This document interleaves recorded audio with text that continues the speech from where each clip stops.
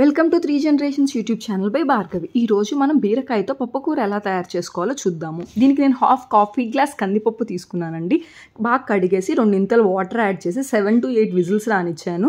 ఈ విజిల్స్ వచ్చే లోపల నేను కావాల్సిన వెజిటేబుల్స్ అన్నీ కట్ చేసి పెట్టుకున్నాను. విజిల్స్ వచ్చిన తర్వాత 1 కప్పు బీరకాయ ముక్కలు, 1 టమోటా, 3 పచ్చిమిరపకాయలు, 1 ఆనియన్ ముక్కల్ని దాంట్లో యాడ్ చేసుకున్నాను.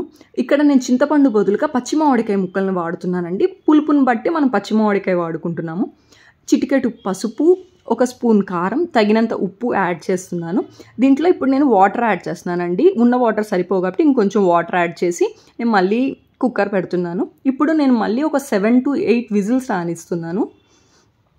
ఈ ప్రాసెస్లో మనం కనుక పప్పు చేసుకుంటే చాలా బాగుంటుందండి టేస్ట్.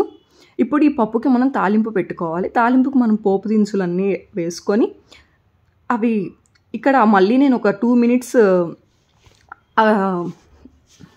పప్పుని మళ్ళీ హీట్ చేస్తున్నానండి. తాలింపు దినుసులను దాంట్లోకి వేసుకొని కొంచెం కొత్తిమీర వేసుకొని ఒక 2 minutes హీట్ అయిన తర్వాత ఆపేసి సర్వ్ చేసుకోవడమే అండి. ఇది చాలా టేస్టీగా వస్తుంది. మనకి హోటల్లో మనం తినే స్టైల్లో ఈ పప్పుకూర అనేది ఉంటుంది.